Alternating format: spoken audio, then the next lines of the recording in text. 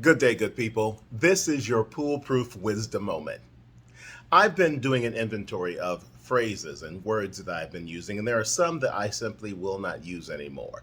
I believe that language is a tool and it should be used to be clear, not to confuse. And so when I use words that can clearly be misunderstood, I try to change that up so that my meaning is always clear and that I don't have to spend more time explaining myself than using the word in the first place. Now, that's not what everyone is doing. It seems that in the world we're living in today, people are spending more time complicating language than making it simplified. For instance, I find it sufficient to say someone's hungry, and I don't find it necessary to call someone food insecure. It seems ridiculous to me. No one's insecure about food. They're hungry. Why say something that's even more complex and requires more understanding to explain? Don't even get me started on that.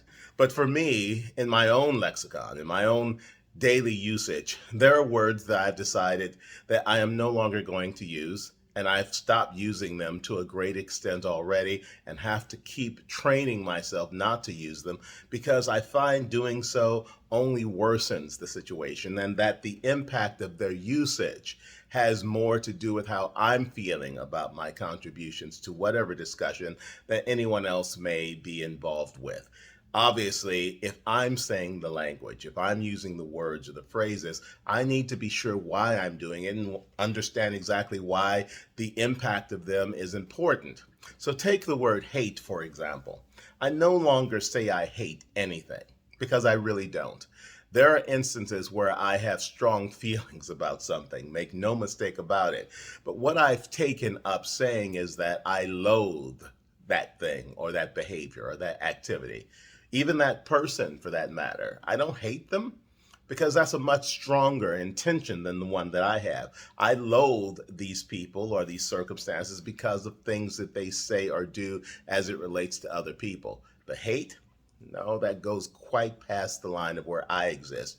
And if I'm working on being a better human being, I shouldn't be walking around here hating on anybody. But can I loathe your behavior? Can I loathe what you do? Absolutely.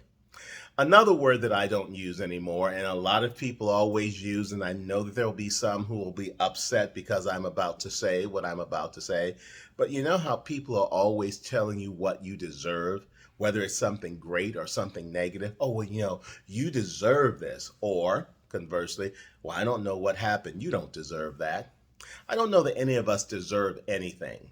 Shit happens, life happens, and things occur in our lives that are either good or bad. I don't know that we've done anything inherently where we can say that we deserve it if it's a great thing, or we deserve it if it's a kick in the butt. Sometimes it's just the convergence of how life occurs, people and circumstances, where we find ourselves dealing with one or the other options or something in between. But using the word deserve doesn't seem right to me. I will instead say, well, I don't know why that happened. I mean, but let's face it, things happen all the time. And I guess we all eventually end up dealing with something that's great or something that's not so great. The opportunity here is to figure out once it happens, either way it goes, what are we going to do about it? How are we using it to elevate the conversation, to impress upon our own lives and the lives of others that there is a lesson to be learned from everything, whether it's the greatest thing in the world or the worst? These types of distinctions, in my mind, make my use of those words or non-use of those words much clearer as it relates to my own individual intentionality. Hopefully it will for you as well. The other the other one is something that is a bit of a gray area, and that is the word love. Everybody loves everything, it seems. Everyone uses the word, oh, I love that. Oh, I love this. Oh, I love you. But look at the evidence. Do people really love, or do they subscribe to the idea that the word is what they're supposed to say because it's what everyone expects? These types of things are what puzzle me because love is a very intentional word. I like a lot of things a lot. And just like I don't hate, I don't use the word love just because there's someone's expectation that that's what it should be. If I look at something that's a beautiful work of art, I'll say, that's fantastic. I've never seen anything like that before. It's great. But do I love it? Probably not. When people are having conversations with acquaintances and they start talking about the nature of their relationship and they say, "Oh, I love you. That's so wonderful." Do you really? Or do you mean, "I really appreciate what you've done or what you've said"? These are, again, instances of overusing a word because of the expectation that we feel others may have. And then, actually, I said that there were only going to be three, but I'm going to use a couple of more, which, of course, are outside my generation, which means that I understand, good people, that it's not for my intentional usage, but it's still somewhat irritating. Can we stop calling everyone and everything legendary or iconic just because they've done one thing, maybe right, maybe perceptibly right in some way, and acting as if they have done great things?